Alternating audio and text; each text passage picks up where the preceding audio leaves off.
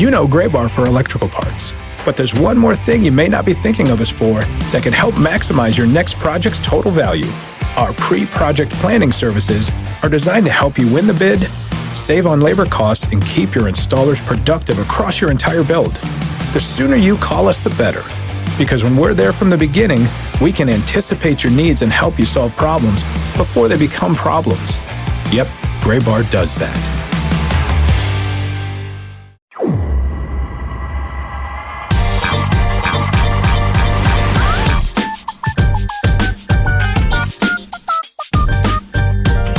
Very first edition of the Show Before the Show podcast in quite some time, in which I don't think either of us is at home or in our home state even. Is that right? Yeah, no, that is correct. Yeah. Man. I mean, home is where you are. Right, Tyler. Exactly. Home is where they understand you. Home is not where you live, but where they understand you. But neither of us is in the place where we pay money to live. We'll put it that way. Yeah, I was going to say. Yeah. We'll put it that way. As we welcome you into this week's episode of the Show Before the Show podcast, the official podcast of minor league baseball. I am Tyler Mon. He is Sam Dykstra. Where are you currently? Massachusetts? Palma? I am in Massachusetts. I am in Palmer, Mass. Yes. Wicked friggin' sunset. That's what we're known for. That's it. They talk about those wicked sunsets in Palma, Mass. Yeah. No, unfortunately, we're coming too late, so I can't even describe a sunset. And it was also a great cloudy day here in Palmer, Mass. But yes, I am in Palmer, Mass. I got an assignment to cover a Hartford Yard Goats, and we'll get into that here in three strikes. But figured Hartford's only an hour away from my childhood home. I might as well spend some time up here as well. So that's where I am. Where are you, Tyler? I am in Port St. Lucie, Florida. I am a stone's throw, not actually. I guess if you could throw a stone, like a 7-minute drive, stone's throw away from Clover Park, the spring training home of the New York Mets. And if you're thinking, well, you're kind of late for spring training, that is true. I'm not here for spring training. But I did see some future GCL Mets today out on the backfields as they were getting set to do some work. I'm assuming they will be GCL Mets coming up here sometime soon. Getting a chance to cover some other baseball stuff, which brings us to three strikes for this week's episode of the Show Before the Show. Yeah, we might as well start three strikes, Tyler, with the reason why you are in Florida right now. It is not to just look at the backfields and scour them for complex leagues and whatnot. You are down there for the Olympic qualifiers, which sound awesome on their face. But beyond that, like, there are a lot of big prospect names. We touched on them a little bit last week. But after a week, what stood out to you? And let's just start with Julio Rodriguez. I was going to say, what stood out to me? Julio Rodriguez. The number 5 prospect in all of baseball, who is manning the middle of the lineup for the Dominican Republic. He has been as much of a revelation as you would expect Julio to be so far. He is 6 for 14 in the tournament, 2 home runs. I got to call them both yesterday, broadcasting these games on ESPN Plus. He is now at a slash line of 429, 429, 857. And Julio with 3 runs batted in. Those 2 homers, his only extra base hits of his 6 hits so far. But yeah, 6 for 14. He has been absolutely fantastic. And a guy who is batting in the middle of a very talented, very veteran lineup. He's been batting between guys like Melky Cabrera and Jose Bautista and Juan Francisco. If you remember Juan Francisco from his major league days, Julio has been just as good as advertised. And, this is my first time seeing Julio play in person, I believe. I may have caught him in a spring training game a couple of years ago, but this is the first time really getting a chance to see Julio play extended time. And he's just one of those guys who looks and feels different as a ball player. He's a very imposing presence in the box. He moves really well in the outfield, which I know is something that people have commented on with him and how he's gotten even better with that. A guy who already moves pretty well for his size, but very graceful, takes good routes, covers a lot of ground in the outfield. But at the plate is obviously where he shines the most. And he had 2 homers yesterday. We're recording this on, what day is today? Thursday? It is Thursday, yes. We're recording this on Thursday night. Thursday night, June 3rd. He hit 2 homers yesterday in his team's win over Nicaragua, which pushed the Dominican Republic into the super round of this tournament. And the second one, I mean, it was like a, where is this going to land kind of home run. The first one was a good shot too, but the second one, he just obliterated and demolished a couple of baseballs to really push his team. I mean, they ended up winning via the run difference rule, a 13-3 win in 8 innings, but it just felt like Julio's homers were the energizing factor. There were other guys who homered yesterday. Luis Liberato, who was also a Seattle Mariners prospect, was one of those. They had 5 total homers yesterday. Juan Francisco, the former Cincinnati Red, he had a home run over the batter's eye to dead center field here in Port St. Lucie, Florida. But Julio is certainly a guy who has stood out the most. The United States has a pretty prospect-laden squad as well. Not quite as prospect-centric as their Premier 12 team from a couple of years ago, but still some very good young prospect talent. Tristan Casas, the young Boston Red Sox first baseman, is 4 for his first 8 in the tournament. He had another hit today in a game that ended up being washed out due to rain. It didn't count as an official game, so he's technically 4 for 8. He's really sort of 5 for 9, but he's got a double. Nick Allen, unfortunately, had a grand slam wiped off of the stat sheet today. He belted a grand slam that put his team up 6-1 in the 4th inning in a game that only made it through 4 innings. But prior to that, he was 1 for 9. I would imagine probably feels pretty great to have his day today, even though it won't count statistically because the grand slam followed a double that he hit in the 2nd inning, or in the 3rd inning, rather, an RBI double. Those 2 guys have been really fun to watch so far. United States pitching is some pretty well prospect stacked as well. Matthew Liberatore, the St. Louis Cardinals prospect, made the start on the first night of this tournament. I would imagine we probably won't see him again, but he went 5 innings rather, and allowed a run on 5 hits, struck out 4, walked 1. Today, the U.S. sent out Simeon Woods Richardson, the 4th-ranked Blue Jays prospect, who was also very, very good. And again, this game did not count today, unfortunately, but there's been some really impressive performance on the pitching side as well for the United States. And so they are on to what is called the Super Round, the 2nd round of this tournament. This tournament is an interesting and kind of different styled one because there is one Olympic berth at stake, but it is not a conventional tournament. There will not be a championship game coming at the end of it. 4 teams moved on from the 8-team opening round, and those 4, the best record among them at the end of play on Saturday is the team that moves on to the Olympics. So they carry over their record from the opening round into head-to-head matchups against the other teams that qualified from their group. So the U.S. is 1-0 because they beat the Dominican Republic. Those are the 2 teams out of Group A. Venezuela is 1-0 because they beat Canada, the 2 teams out of Group B.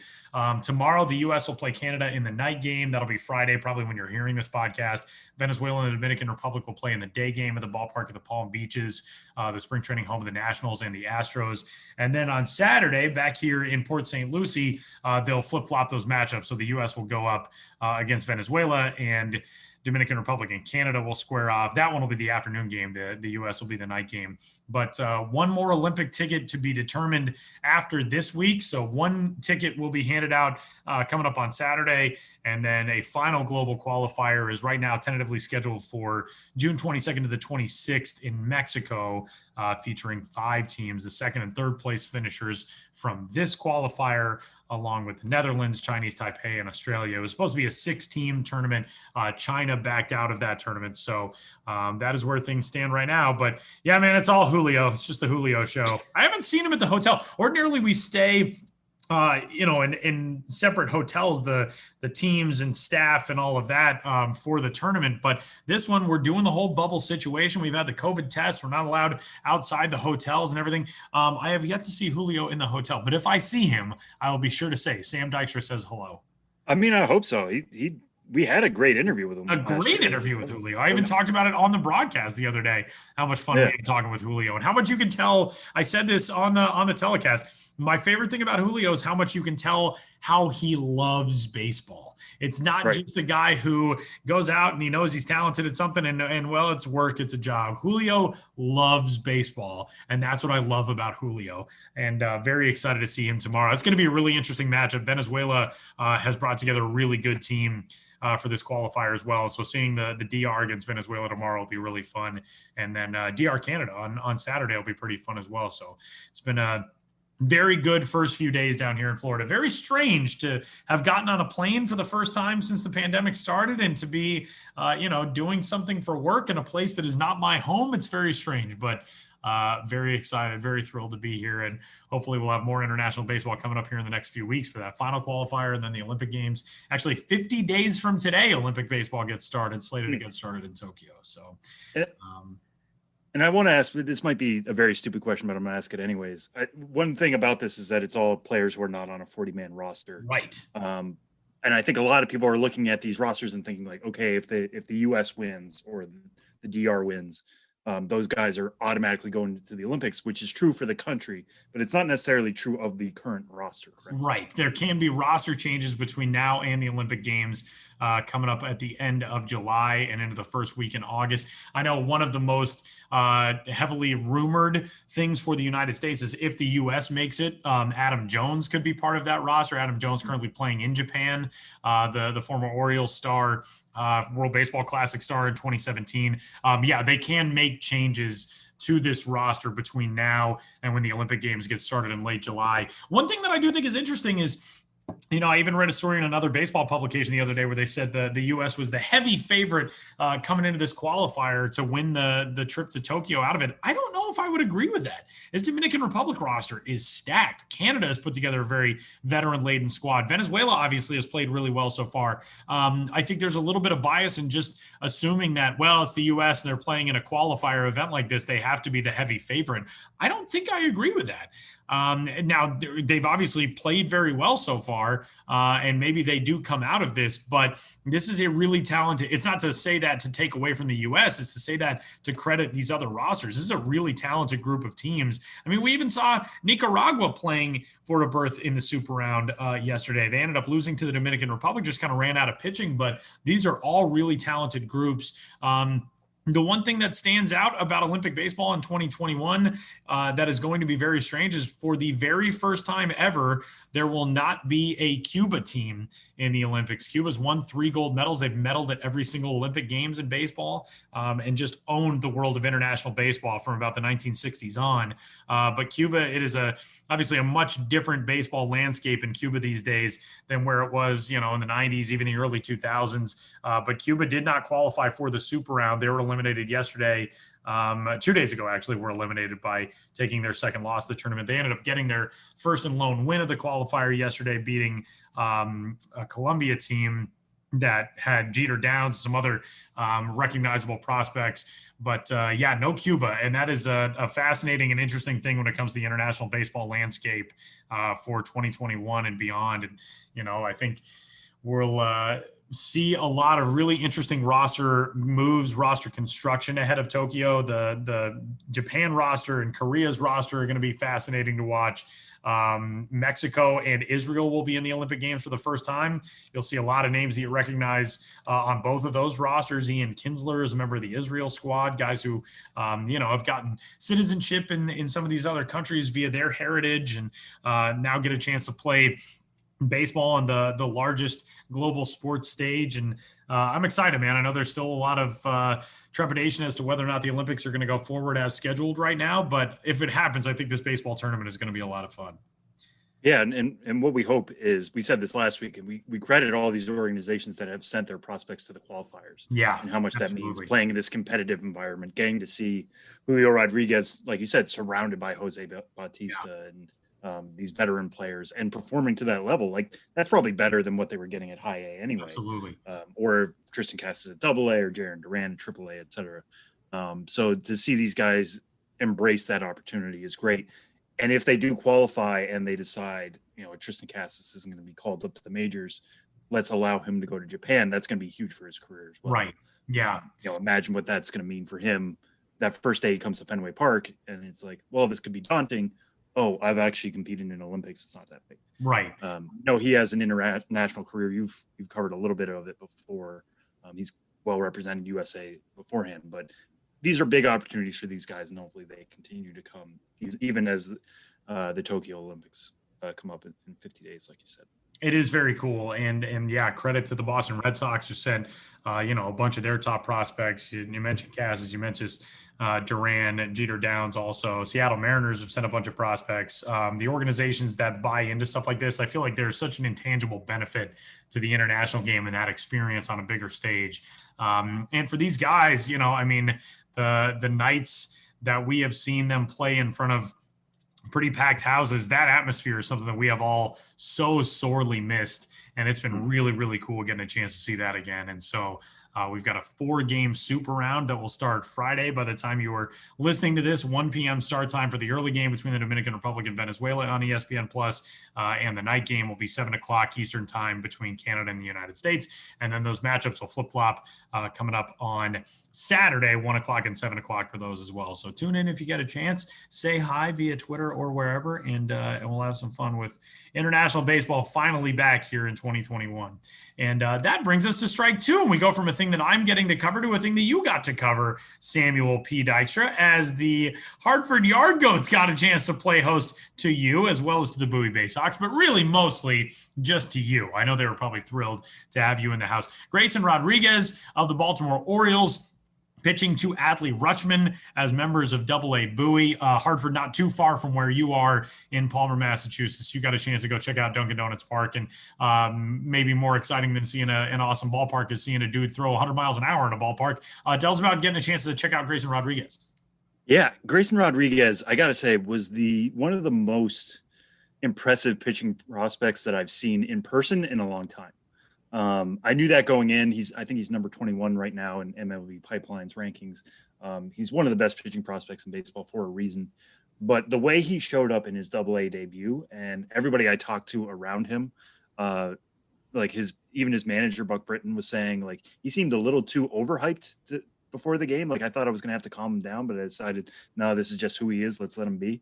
And he came out throwing 98, 99 immediately. He threw 100 miles an hour, like you said, Tyler, at least once every inning, which is impressive. Like, his velocity was not going down in a way that I would have expected. I thought, all right, he hit 98, 99. Like, that's the adrenaline flowing. Things are going to happen. It's going to tail off after a certain point. He was still throwing BBs like inning 5. Now, mind you, he only threw 71 pitches.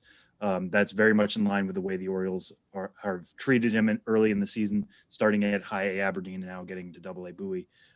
71 pitches is actually his season high, so he is starting to pick up a little bit more work as the season goes on. But again, the velocity was there. He was attacking the zone. He didn't have any walks until the 5th inning. He was hitting his spots well. He was throwing sliders. His slider looked like his best off-speed pitch to me. But I know other people believe he also has a plus changeup. The curveball was kind of there. It was flashing, but it wasn't something he really needed. But he got a lot of swings and misses on that slider. He entered the night with the highest swing and miss rate in all of the minor leagues, and he actually improved upon that in his Double-A debut. That's huge. So now we're going to get to see a little bit more of him. This Double-A Hartford lineup, Tyler, the Colorado Rockies system, it's not the most loaded in the world by any means. Elihuris Montero was maybe the biggest prospect I was interested in seeing there. But he made Montero look silly on a couple pitches. He actually struck out Montero for his 8th and final strikeout in 5 innings. If he can do this going into the 6th and maybe later into the summer going into the 7th, maintain that velocity, still throw that off-speed stuff, get swings and misses with that, I mean, we could be talking about him as the top pitching prospect by the end of the summer. I don't want to base too much off one start, but there were so many things built in for him to not fail, but to trip up on.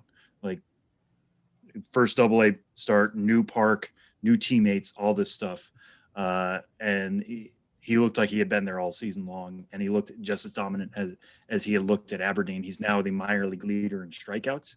We'll see how long he can kind of hold on to that title. I believe he has 48 on the season. But for all the things that I thought I had heard about Grayson Rodriguez during his time at Aberdeen, and even going back to 2019 at Delmarva, he kept right on trucking here at Double-A. And if that's going to happen, that's huge. And this Double-A Bowie team right now, we thought coming into the season was going to be one of the most loaded rosters in minor league baseball. Adley Rutschman is the headliner there for obvious reasons, but DL Hall has gotten off to a really impressive start as well. Everybody I talked to said Hall and Rodriguez have a very friendly rivalry. They chirp each other all the time. They used to throw on the same day during spring training, and then they would compare notes of who had better stuff, who got more strikeouts. Now they're going to be doing that on the same roster, so that's only going to mean good things for that competition to continue. But the fact that both of those guys are throwing to Rutschman, who, as Hall even has said it himself, is a big target. He makes you feel very comfortable on the mound. He knows your stuff. He studies your stuff. When I talked to Adley Rutschman yesterday after Grayson Rodriguez's start, I asked him in the middle of the outing, they threw, I think, like 8 or 9 straight off-speed pitches. Why did they do that when they knew the heat was there? And he said, listen, we studied the analytics. We knew what these guys could hit and couldn't hit, and we decided off-speed was the best way to go at that point. If he's studying the hitters as much as the pitchers are, and these pitchers are as good as they are, the ceiling is the sky for this Bowie team. It really feels like it is the future of Baltimore baseball right now. The fact that they are 19-5, the second best record in the minor leagues, should be very exciting to folks in Baltimore and what that future could mean.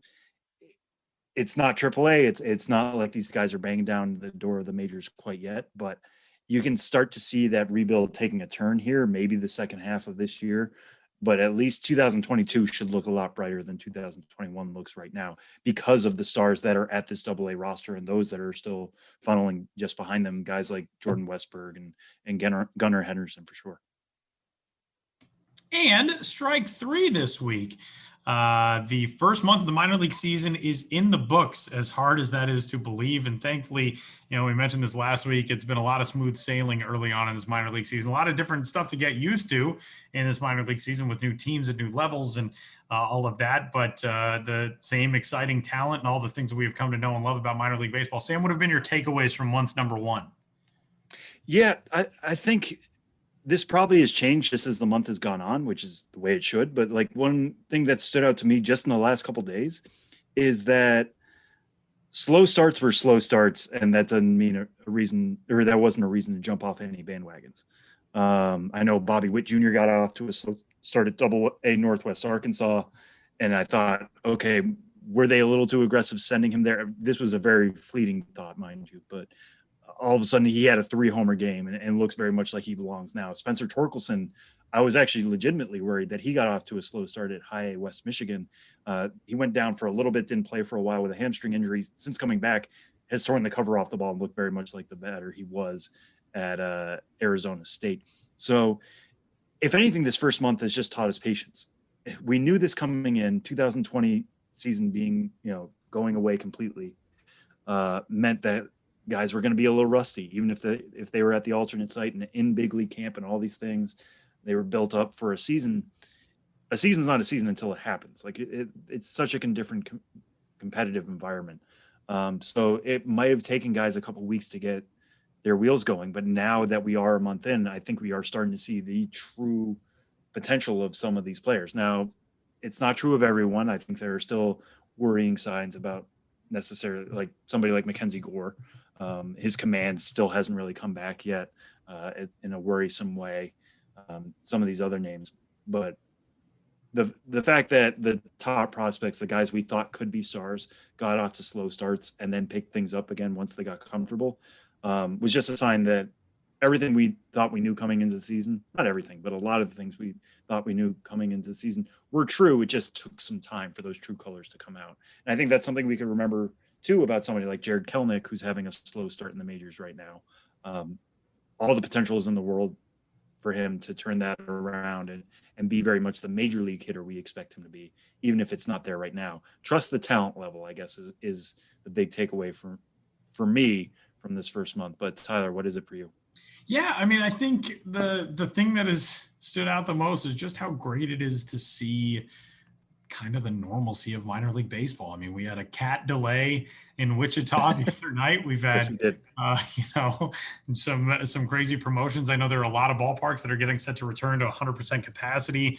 It's a cop-out answer, I think, but it really does mean so much. And being in a place where, I would imagine it felt this way in Hartford too, just to be around people again, to watch people embrace, to watch people in crowds, to watch people celebrating a moment at a sporting event. That's my biggest takeaway is the fact that, the minor league landscape looks different this year, but so many of the things that we love are the exact same as they were in 2019. And that is so exciting to me. And just so life affirming, this is a line that Pierre Maguire used on a hockey telecast on NBC the other night, but it really does feel like these crowds at sporting events right now are a celebration of life to a certain degree. Now, maybe not the idiots who are throwing water bottles or popcorn, but, for the rest of us who are just excited to be back living our lives again, it's pretty great. That and Wander Franco Julio is really good at baseball. Yeah. That's another one, pretty big takeaway. The top prospect in the game, who is 20 years old and is at AAA with Durham and is, batting at just as good as you would have expected him to if he was like at high A this year, but somehow he's doing it at AAA. Wander Franco's 24 games for the season. He's got an OPS of over 1,000, I believe. I mean, he's ridiculous. And Julio is great. It's just all the dudes that we have prospect crushes on who are killing us so far. And the third-ranked prospect in baseball, Spencer Torkelson, has his first pro baseball card, and he's bunting on the front of it. He's fake bunting. I love it, man. Which makes no sense, but in it making no sense also makes sense. Exactly. It's a perfect way to put it. So we're back, man. Minor league baseball is back, and it makes me so happy. And we're just thrilled to be able to get a chance to do this again and to get a chance to talk with you all again. And it's been so much fun. And with that, we are through segment number 1 here on this week's episode of the Show Before the Show. I did not get a chance to be in on the interview subject today. So we're going to catch up with Ben. We're going to hear the interview. Sam, give us a little preview. Well, first up, we have the Ben's Biz segment. I talked to Ben here in a little bit about, actually, we're going to stay where you are, Tyler, in the state of Florida. The Dunedin Blue Jays actually got to return to Dunedin. And if that sounds weird, don't worry. Ben's going to explain it here in a moment. And then we have the interview after that with the Wisconsin broadcaster, Chris Mehring, about the Udder Tuggers. Can't get enough of saying that on a podcast, Udder Tuggers, ahead of their weekend-long celebration and promo. But first up, is me talking to Ben.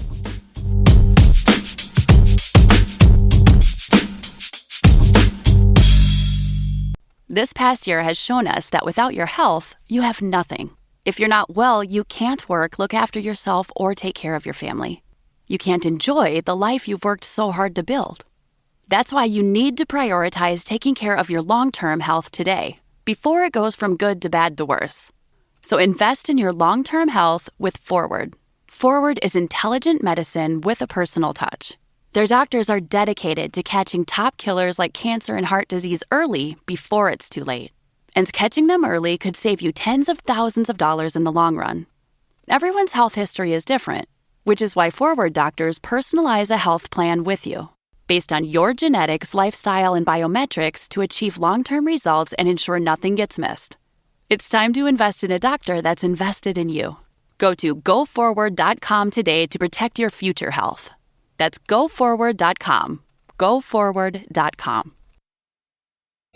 Well, our next 2 segments are just going to be Ben and me. Tyler is currently, I believe, in a rain delay in Florida, covering the Olympic qualifiers down there. But Ben, it's great to have you back. How are you doing?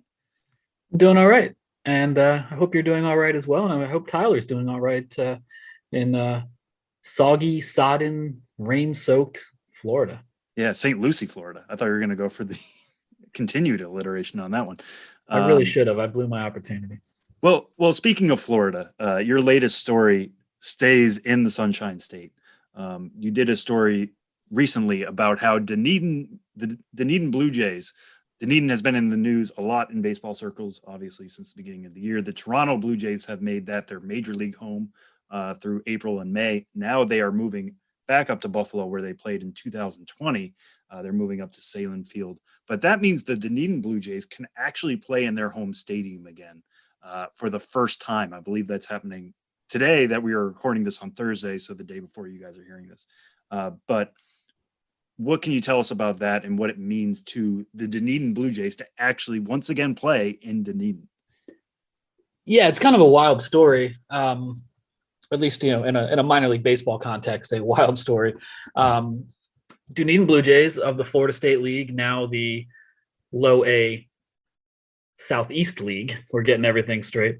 But on September 2nd, 2018, they finished the 2018 regular season in their home ballpark of Dunedin Stadium, now called TD Ballpark. And cut to 33 months later to today, when we're talking Thursday, June 3rd, this will be the next time since September 2nd, 2018, that they actually play a game in that ballpark. What happened in the interim? It's kind of a long story. Read the article on MILB.com. But first and foremost, a huge renovation project at the ballpark. It's also the Toronto Blue Jays spring training facility. So right after 2019 spring training, the ballpark underwent massive renovations. Capacity was added. The player development complex was renovated.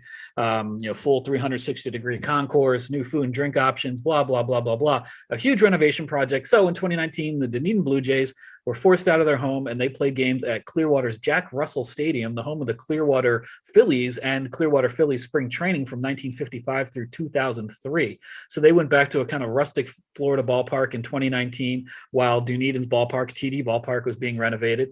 Then in 2020, the Dunedin Blue Jays were set to play at a newly renovated stadium. But spring training starts, new renovated ballpark, everything's going well. Then COVID, bam, wipes out the entire 2020 season.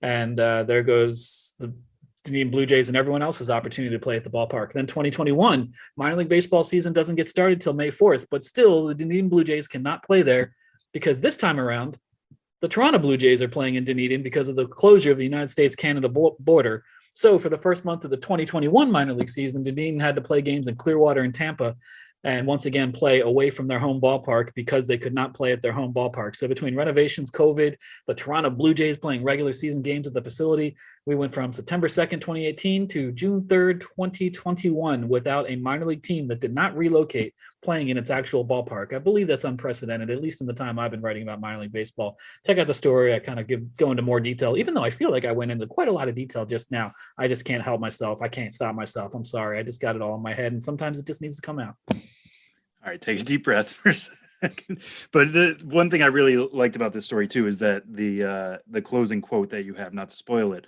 but just how it is kind of a sense of normalcy that just having Dunedin back in Dunedin brings.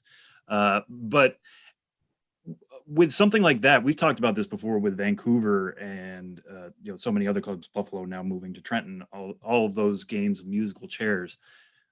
Did you get a sense in reporting this piece, like how does that work? How does that coordination effort work with Clearwater and Tampa? Like how does revenue get split? Does it get split, or does Dunedin just have to kick that can down the road and just be like, well, I guess we're not getting any revenue for May? Yeah, I don't know the specifics of that. In the 2019 season when Dunedin did not play at their ballpark, they played at a ballpark that was not being used for minor league baseball. So that was entirely an arrangement with the city of Clearwater that now owns Jack Russell Stadium. In terms of the 2021 arrangements, that's an interesting case. The first 6 games they played were at the Clearwater ballpark, not Jack Russell, but the new home of the Threshers, Philly spring training ballpark. But they played against the Bradenton Marauders while they were there. So they played in Clearwater while hosting the Bradenton Marauders. I don't know exactly what their arrangement was with the Clearwater Threshers / Philadelphia Phillies organization to make that work. Then for their next set of home games, they were supposed to host the Tampa Tarpons, and instead they played at Tampa. And again, I don't know what arrangement teams have with that in terms of sharing staff, revenue split. I mean, if we're being honest, it's a league in which it's kind of hard to draw in the low A Southeast. Often the crowds are 5, 6, 7, 800 people weekday games, at least to start the year. So right now it's just about getting it going and getting it started and just having, as you said, as I said, as they said, a sense of normalcy.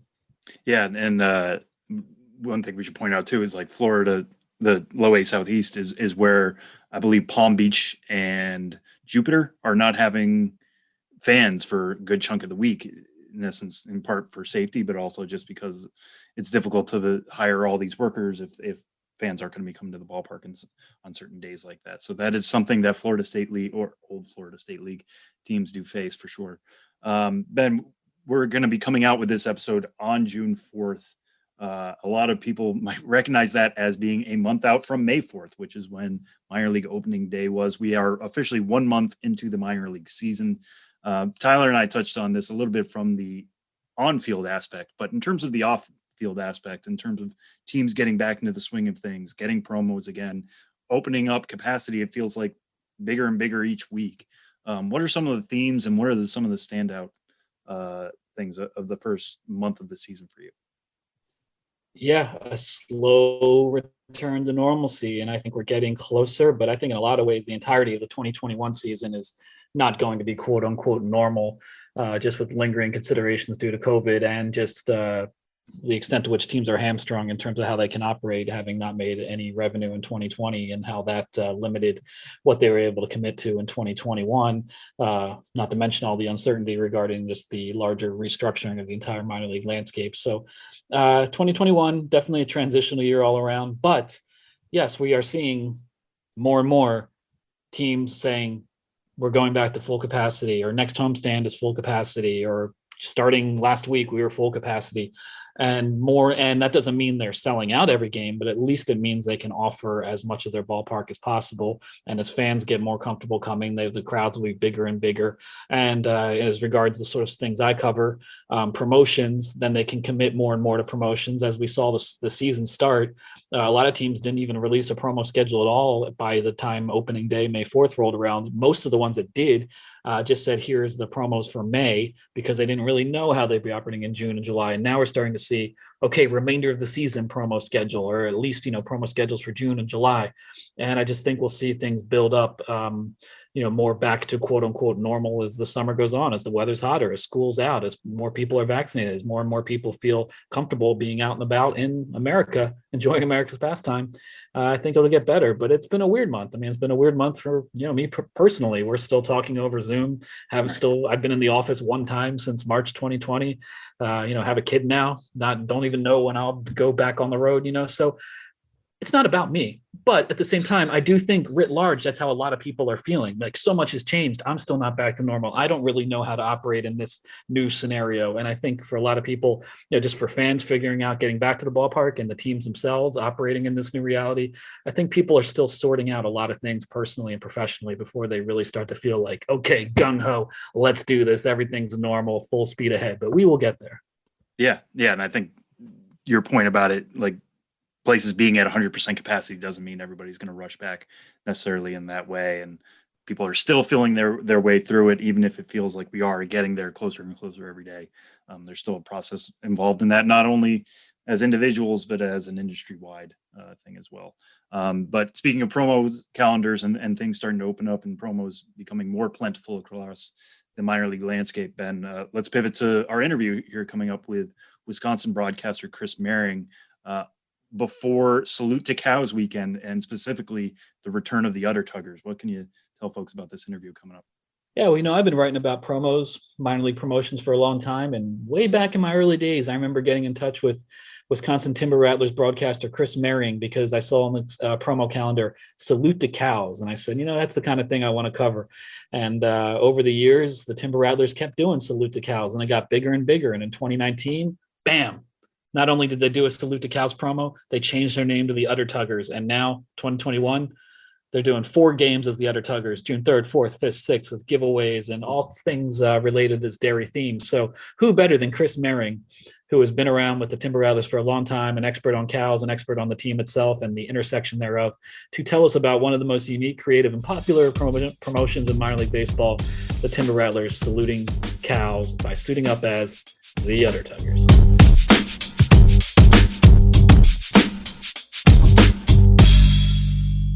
Having your own home is awesome, but it's also a lot of work. The good news? Finding help for your projects is easier than ever. Introducing Angie, the app that puts all your home care needs at your fingertips. Need a pro to fix that emergency leak? Maybe find someone to build a deck, or even set your seasonal tasks on autopilot. Angie can handle all that and more. Expert pros, hundreds of home projects, clear pricing, and the easiest way to book and pay in seconds. This is Angie, your home for everything home. Download the app today. Here on the Show Before the Show podcast, Sam Dykstra and I are joined by Chris Mehring of the Wisconsin Timber Rattlers, longtime Midwest League / High A Central broadcaster, media relations director, just sort of an icon of minor league baseball in Wisconsin, really well known around the industry, especially in the Midwest, and also, among many other things, an expert on cows. Or cows, at least in terms of how it relates to minor league baseball promotions. This is Udder Tuggers weekend we're coming up on, and Chris is here to fill us in about it. So, Chris, coming into this weekend, how excited are you for Udder Tuggers weekend? It's been 2 years in the making, really, because we were supposed to have it in 2020. Obviously, nobody had anything in 2020, but the 2019 Udder Tuggers game took everybody by surprise. our team store manager was still had to go through like 5 or 6 reorders with all of the stuff that sold out on the first day that it was available. We had our highest attendance in 2019 with it, won a golden bobblehead, 2 golden bobbleheads off of it. And then last year we had a great June, raising some money for charity, and won the alternate identity award at the end of when the end of the 2020 season would have been. So we've stretched it out to 4 days this year. Just heard the pre-sold for today on Thursday when we record this is 3,500. We could get over 4,000, which is really good for our bottom line, and I think everybody's going to be excited. And got a lot of stuff planned, from live cows to a new mascot unveiling to bobbleheads and an Udder Tuggers fanny pack giveaway that I'm a little nervous about seeing. I haven't seen it yet, but it looks like it's going to be a fun weekend here, Ben. Right. So Udder Tuggers, a cow-themed identity, all weekend long. Wisconsin Timber Rattlers suiting up as the Udder Tuggers with a really one of the most striking logos you'll see, a cow charging forward with we call them the udders protruding from the belly. So Chris talked a little bit about what's going on this weekend, and we'll get back to that in a second. But this promotion has roots for well over a decade now. The Timber Rattlers Salute to Cows promo, and that in effect is because the dairy industry is a real big deal in Appleton and the surrounding area. So if you could just kind of speak a bit about the roots of this promotion, how these dairy salutes came about, and the evolution of Salute to Cows at the ballpark. Well, if anybody's ever seen that 70s show with the license plate at the end, it says America's Dairyland on the Wisconsin license plate. And Wisconsin is America's Dairyland. I don't care what California says or anybody else says. Wisconsin's America's Dairyland. And we came up with Salute to Cows, I think 10, 12 years ago, as a way to kind of promote the dairy industry in the state and the surrounding area. And we coincided it with the start of Dairy Month, which is June. And it just kind of went really well. We wore some cow pattern jerseys, but they said Timber Rattlers on it. I found some from 2014, just going through some pictures a few days ago. And we didn't really start wearing the cow pattern jerseys until around that time, if I'm remembering right. But we were looking for something to kind of boost interest and come up with something new to get people to come out and get excited. And that's when we worked with Brandios on coming up with the alternate identity. If I'm recalling the history correctly, Udder Tuggers was actually one of the finalists for the North Woods League team that we have down in Fond du Lac that wound up being the Dock Spiders. And we thought that was just a little too out there for an everyday team name for a minor league team. But we kind of put it in the back pocket and pulled it out when we were trying to come up with ideas to boost the Salute to Cows promotion. And Udder Tuggers, beyond expectations, what we were expecting. We sold out of merchandise in the team store in 5 hours. The impressions on social media were through the roof. And like I said, when we did this first Udder Tuggers game in 2019, it was our biggest attendance of that year. And just to be able to pull this out and get the excitement back going again, it's been quite a ride. And you almost got to exactly what I wanted to ask about next, which is just plainly why Udder Tuggers. You mentioned like there was some North Woods League's flirtations with that, and that had been out there before working with Brandios. But I'm sure there were like a number of names you guys could have landed on. Udder Tuggers is just fun to say. The logo is fun to look at. Obviously, you guys hit a lot of nails on their heads. But what other options were out there, and what was the process in terms of landing on this? Of like, this is going to be our alternate identity. I think, Sam, that Udder Tuggers was the only real option we had for the alternate identity for the Salute to Cows promotion. Udder Tuggers is a nickname for milk dairy farmers in the area here. So, I mean, it's maybe a little older and a little archaic, but we were able to pull it out and use the Udder Tuggers name as kind of a way. You know, Milkmen is already kind of out there as an American Association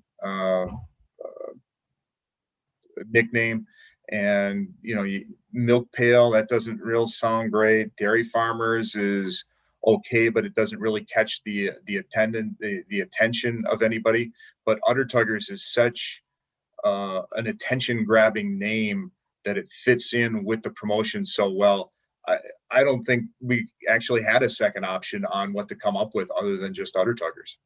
Oh, that's pretty cool. And the other part of this too is you guys are doing a whole bunch of promotions. You mentioned the fanny pack. There's fireworks. There's bobbleheads involved.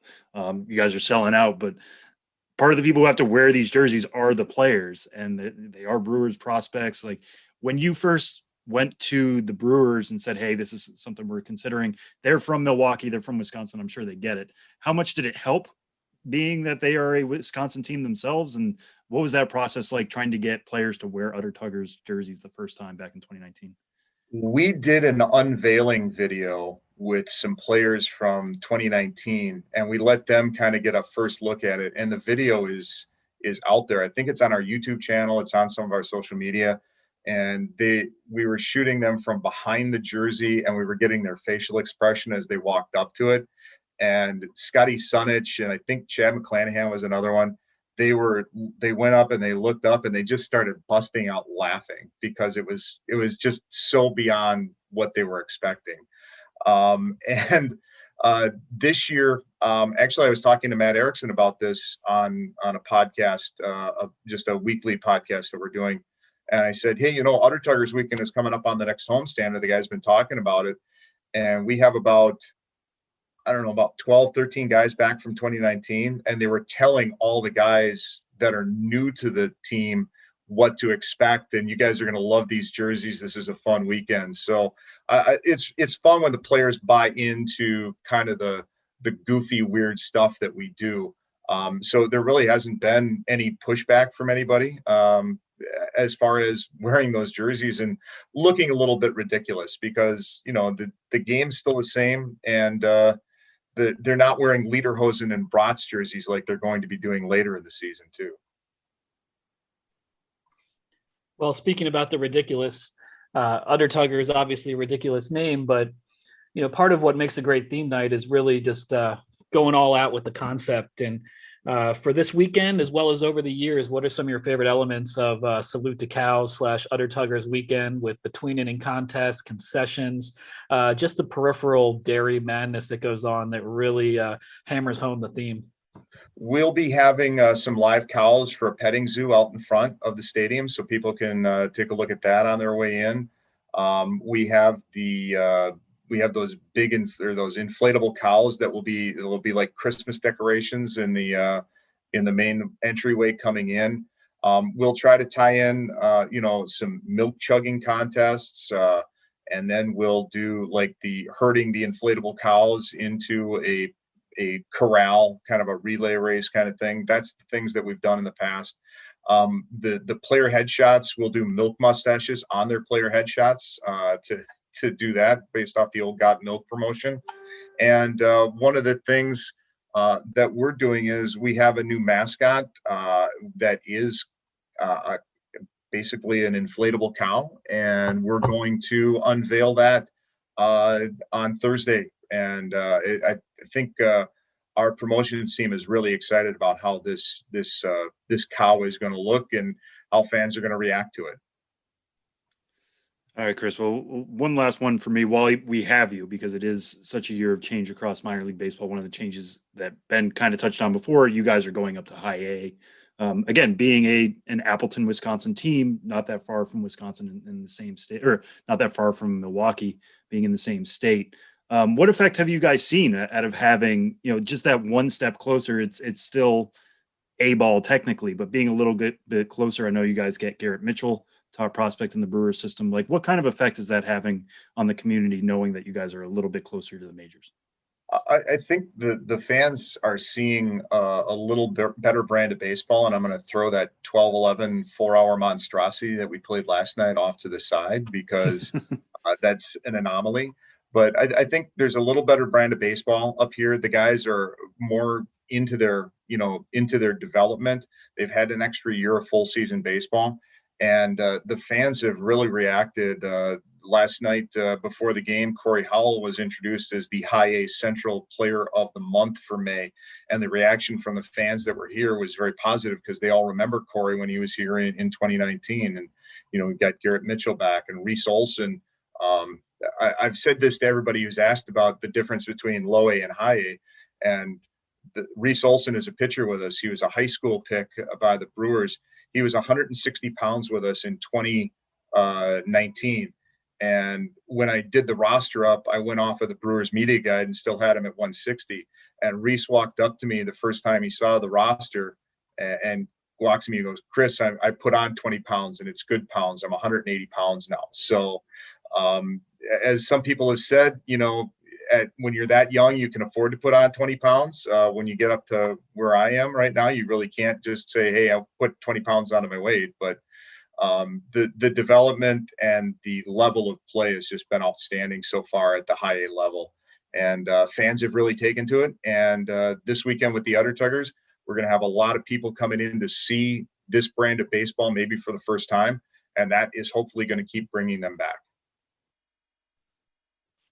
Well, Chris, it's been quite a journey for the Timber Rattlers, saluting cows, and the Udder Tuggers. You've witnessed a lot of these games, written a lot of press releases. Not to put you on the spot, but I was wondering if you have any favorite cow-related puns or slogans, or just how you'd like to wrap things up in a dairy-oriented way. The one that always gets me is, the Rattlers are on the move to the Udder Tuggers. One that's a little risque is smell our dairy air in Wisconsin. So those are two of my favorites. But I don't want to get put out the pasture on this, so I will stop right there. Well, keep milking it for all it's worth. And thanks so much for coming on the Show Before the Show podcast and telling us all about Udder Tuggers, cows, and what's going on in Appleton, Wisconsin. Appreciate it, Chris. Thanks, Ben. Thanks, Sam.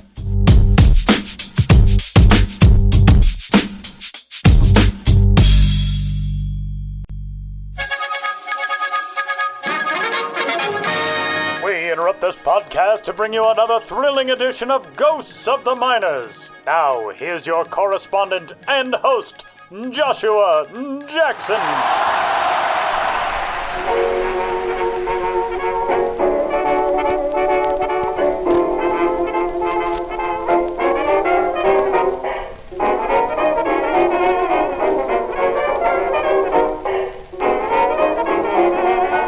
Welcome back to Ghosts of the Miners, in which all of you out there in Radioland must identify the legitimate historical ball club hiding amidst the fraudulent pair.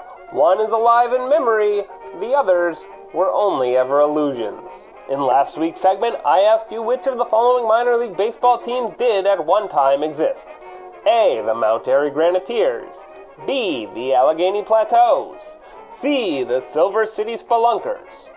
Go tell it on the mountain, the Graniteers were a solid presence in Mount Airy, North Carolina for parts of the 1930s, 40s, and 50s.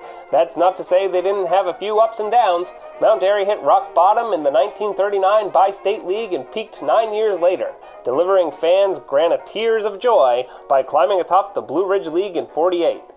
Despite existing in such rarefied air, in 49, the Graniteers just couldn't get settled, as it took 4 men to hold down the managing job over the course of the season. The two that brought Mount Airy to the greatest heights that year, Pete Treese and Okie Flowers, were pitchers and co-managers. But that managing job was never etched in stone. The skipper of the 50 Club, Zip Payne, agonized over being replaced mid-season by the same manager who'd replaced him as the manager of the Tobacco State League's Fayetteville Club in 49, Joe Roseberry. But Roseberry didn't plant himself firmly enough with the Graniteers either, as the whole franchise came tumbling down at season's end. Ever since fans took the team for granted, Mount Airy has been holding its breath for a new minors team. That presumably included local boy Andy Griffith, who, without a ball club to support, turned his energy to Hollywood, where he used Mount Airy as the basis for Mayberry, which you may very well be familiar with from his eponymous television program. And those are the peaks and valleys of the Graniteers, who did exist once upon a time. So now let's rock out with this week's question. Which of these international-ish industrialists manufactured good times in the minors? A. The Melbourne Citrus Squeezers. B. The Amsterdam Rug Makers. C. The Moscow Millers. Get to work on your guesses and tune into next week's edition of Ghosts of the Minors. But for now, you'll have to excuse me. My producer Ben Hill is looking for the Bermuda Triangle, and I'm beginning to worry that he's found it.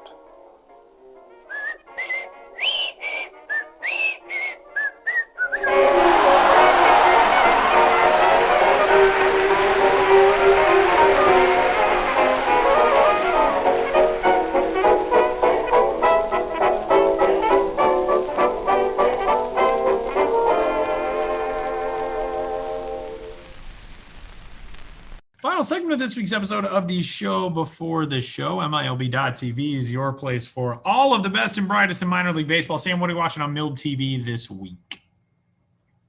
Yeah, so one of the standout performances of this week actually was Shea Langoliers, one of the top prospects in the Atlanta Braves system, normally known as a defensive catcher. And I don't mean that to knock his offensive performance, but he is a very, very good defensive catcher. But he actually had a 3-homer game this week, which caught me by surprise. I wasn't expecting him to show off that type of pop, but his first trip to the upper minors, he's with AA Mississippi right now. So I would say to watch him regardless, but actually on Saturday, Mississippi is going to be in Pensacola as they are all week, but Max Meyer, the first round pick of the Marlins from 2020, and a guest on this podcast, will be pitching for the Pensacola Blue Wahoo. So you get to see 2 first-round picks here. You get to see Max Meyer going up against Shea Langoliers. You're probably going to want to watch Max Meyer regardless. His stuff is great. His fastball and slider might be 2 of the best pitches in all of the minor leagues. And he's shown that very early, despite this being his first season. The Marlins got aggressive with him, sent him to AA straight away. Love to see it. That's great stuff. But for him to go up against a very, very hot hitter like Langoliers is going to be huge. So that's the one I've got my eye on. That's going to be on Saturday, June 5th. But if you want to watch that series at any point, JJ Bleday's in that as well. Shea Langoliers, like I said, there's plenty of prospects to go around in that Mississippi Pensacola series. Tyler, what do you got your eye on? Yeah, the New York Mets recently promoted, not just because I've been doing games at St. Lucie, their spring training home, but they recently promoted top prospect from St. Lucie to Brooklyn, which is still a thing that we're getting used to saying, Brooklyn being a full season affiliate now at high A. But catcher Francisco Alvarez, who started this season at low A St. Lucie and was just outstanding there, batting .312, .407, .510. He's in high A now at 19 years old, and he has just, it seems like, every single tool in the book. He and the Brooklyn Cyclones will be on the road at Jersey Shore, taking on the Blue Claws, and you can catch all of those games at MILB TV as well. So that will wrap up our little remote edition of the Show Before the Show podcast. And good to see you, man, even though my hotel internet is garbage, but still good to get to do this. You say remote episode as if every episode we've done hasn't been remote in some way. That is true. It's very true. And for every episode of this entire show, for the history of this entire show, that is true. Yeah. Not even just in some, except for very rare and joyful occasions. Right. Exactly. Yeah. But we've mostly gotten very, we're professionals at doing this, something like that. Or as close to professionals as we can get. But you can get in touch with the show podcast at MILB.com and find us on Twitter, Benjamin Hill at Ben's Biz. Sam is Sam Dykstra, MILB, and I am at Tyler Mon. And until next week, he's Sam, I'm Tyler. We'll talk to you then.